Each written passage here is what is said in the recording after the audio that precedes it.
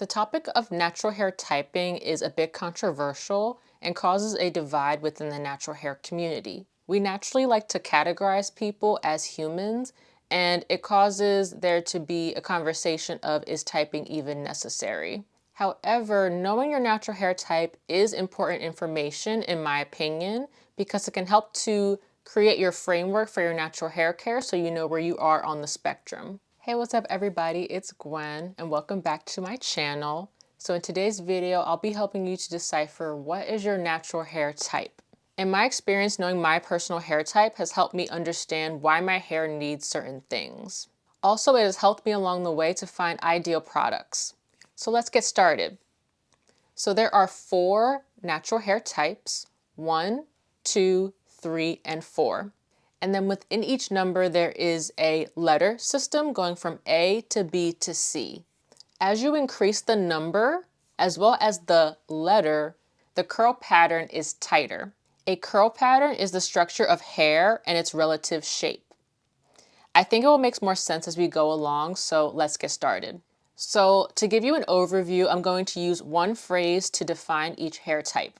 Type 1 hair is straight, type 2 hair is wavy, type 3 hair is curly, and type 4 hair is coily. Type 4 hair is also called kinky hair, and I feel like that term can sometimes be triggering to some people, as it can be used as a way to criticize someone or put someone down, but others have kind of embraced the term and used it in their own way. But for my personal use, I say coily. It's also important to know that you can have more than one hair type. Usually you have about 2 different hair types in your hair structure. Like for me, I have type 4A hair pretty much around the perimeter of my hair, and then in the center, I have type 4B hair.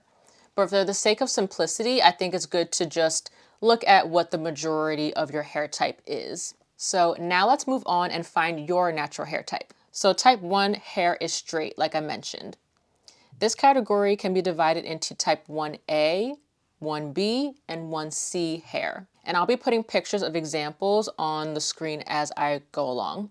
So type 1A, B, and C hair differs in the density as well as the presence of mild bends in the hair strands. So type 1A is thin, fine hair that's very straight.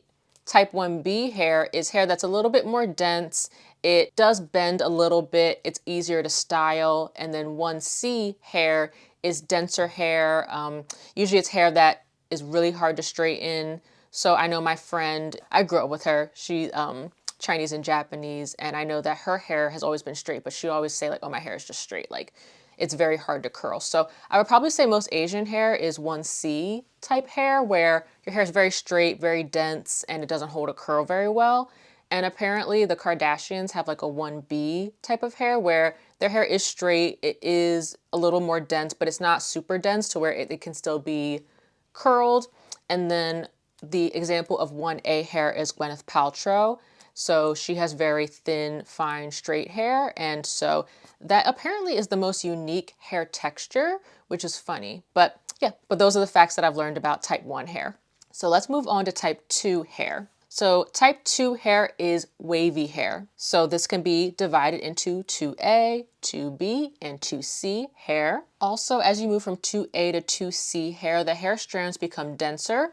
Same with type 1 hair, like we mentioned. And there's also more volume in the hair when moving from 2A to 2C hair. And so this causes 2C waves to have more shrinkage, which is the ability for the hair to bounce back up when stretched. Think about if you have a slinky, and say if you take the slinky and you stretch it and it bounces back up, that's what shrinkage is. Another thing 2C hair and beyond has to deal with is dryness and frizz. Our scalp naturally creates oils, and it helps to moisturize the hair naturally. So the oils move down your hair strands thanks to gravity. However, as your curl pattern becomes tighter, it's harder for those oils to naturally move down your hair. This points to why straight hair can get greasy, while curly hair has a tendency to be dry. And it can also shed light on the specific hair needs of 2C hair and beyond. Okay, let's move on to type 3 hair. So type 3 hair is curly, and it creates a defined spiral curl. This hair can be further divided into type 3A, 3B, and 3C hair. 3A has looser, bouncier curls. 3B has slightly tighter curls, and then 3C is tight, springy curls. So that would be like a Tracy Ellis Ross. And from type 3 and beyond, the hair cuticle does not lay flat and is more prone to breakage and dryness. And the reason the cuticle doesn't lay flat is because of the tighter bends in your hair. So that's just the structure of hair, and so that's just the reality of type 3 hair and beyond. And lastly is type 4 hair, which is coily hair. Type 4 hair can be further divided into type 4A, 4B, and 4C hair. The bends in the hair tend to be smaller in diameter in comparison to other hair types. So the curls are just very tight. The curl definition is also less when moving from 4A to 4C hair. Type 4 hair has a tendency to grow up and out rather than down due to shrinkage. So type 4A hair, I have type 4A hair. I'll put a picture. I don't tend to wear my hair in its natural curl state, but yes, I am type 4 hair.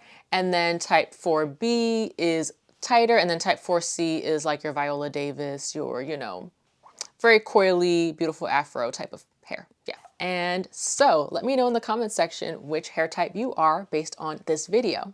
I hope you enjoyed it and I hope it was helpful. If you did, be sure to hit the like button and I'll see you in the next video. Bye.